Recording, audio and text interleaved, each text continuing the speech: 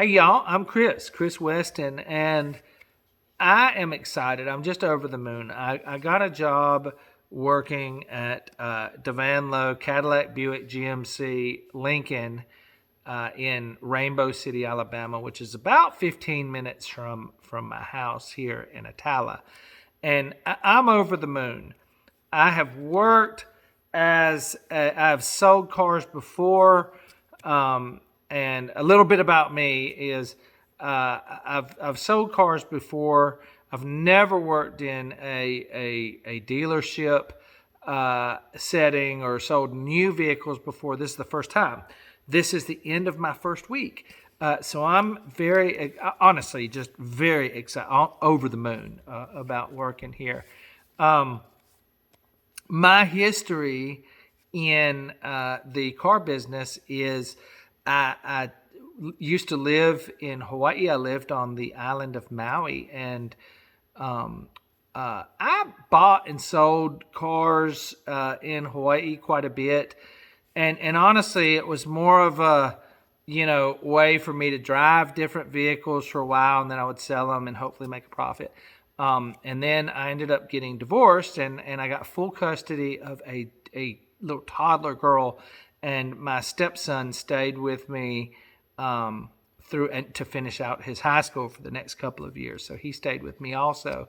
But I needed a way to kind of make ends meet and not go to work just to pay somebody to raise my daughter. And so I wanted to be able to do that.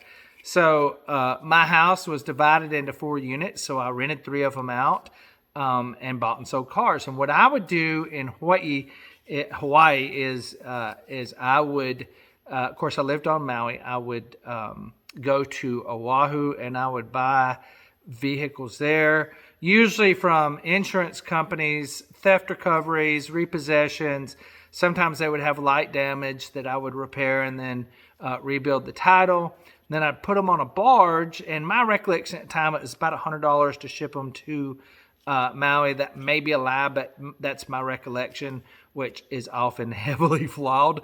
But it was my recollection, $100 to put them on a barge and ship them to Maui.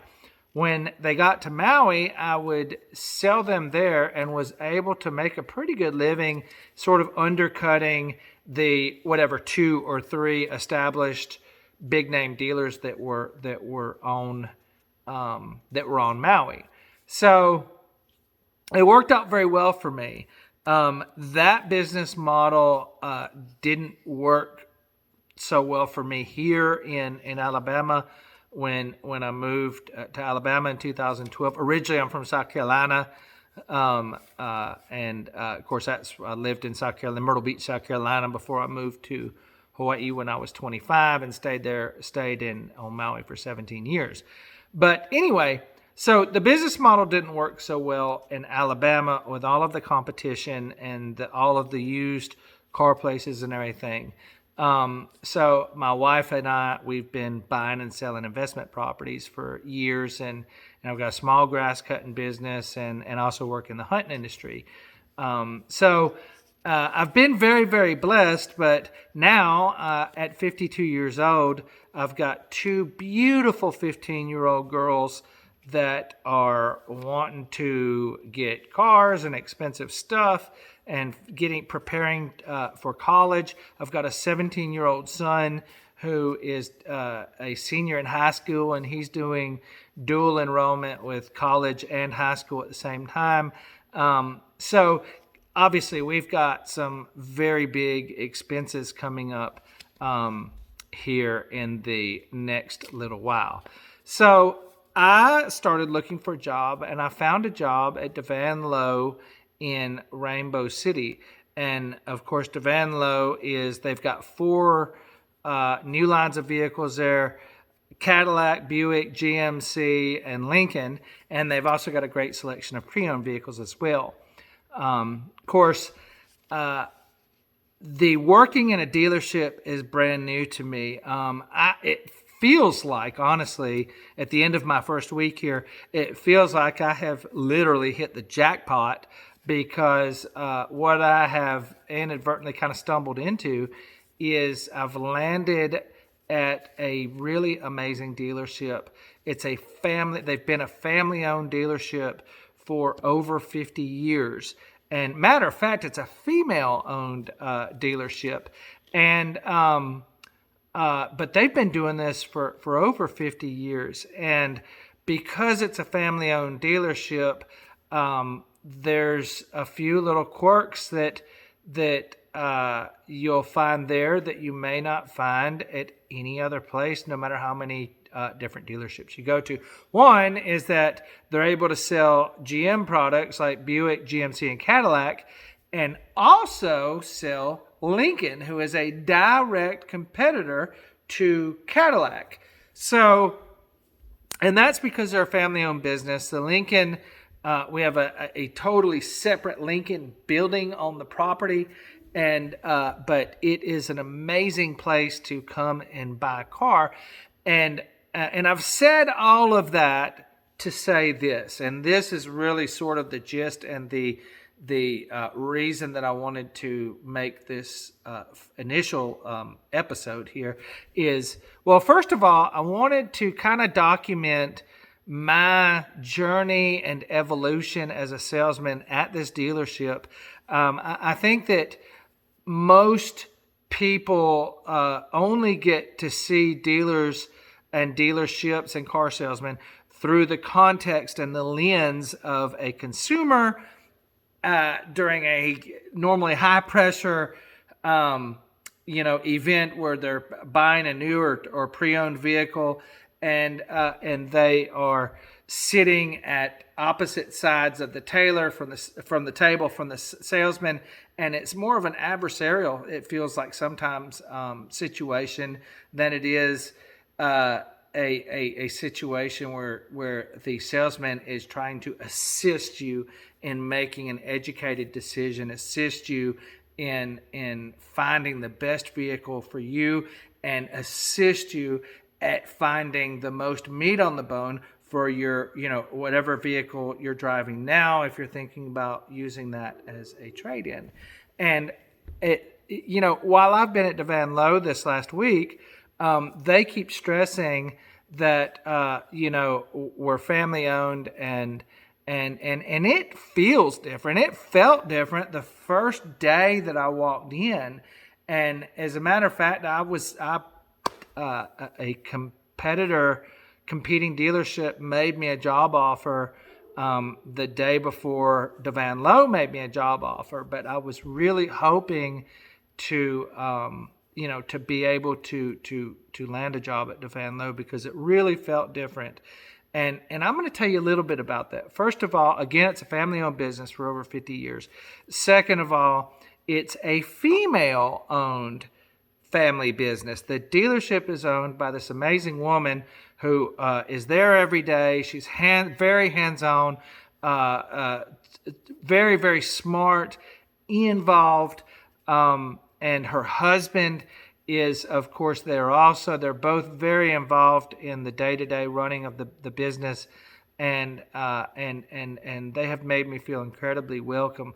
Another way that differentiates DeVan Lowe from some of the other dealers is that, and this is really the heart of what I'm getting at here, is what I was thinking that I would make a video about, is I don't know about you, but I have over the years, and I'm 52, I have gone in and out of different dealerships really all over the country. South Carolina, Alabama. We just bought a vehicle for my wife a couple of years ago. Hawaii, of course. But over the years, I've been in and out of dealerships as a consumer. And I tell you what, at some point during what's normally towards the end of very long negotiations, you're presented with the fees and the cost of the vehicle, whatever vehicle you're interested in. And at some point, you will see, usually $600 or $800 or more fee called a doc fee, an admin fee, a dealer fee, or who knows what that specific dealership calls it. But it's always seemed to me like just a big fat kick in the teeth. I mean, you've been there for, sometimes a good length of while, and you want to go home and you want to get this thing done. And then they say, oh, by the way, there's this arbitrary seeming $600 or $800 fee. And you're like, fee, what? Huh? What? There's an admin fee of $600 or $800 that you're adding on to the already high cost of buying this vehicle. And that for me, like I said before, it feels like a big fat kick in the teeth.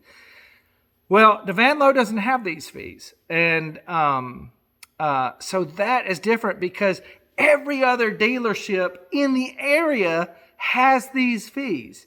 And so it's almost in a sense like, you get there and because you're not being force fed this $600 or $800 or more dollar fee, then it's almost like you're starting ahead of the game with maybe a little equity on your side for a change.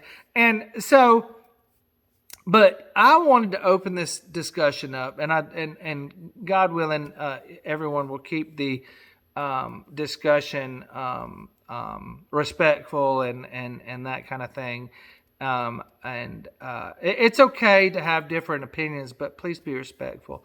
But my question is, what is your experience with these doc fees and the admin fees or dealer fees or whatever these add-on fees are called, and the fact that, for example, that the Van Low does not charge these fees, is that something that really makes the dealer a lot more attractive alternative to what is clearly the norm for dealerships?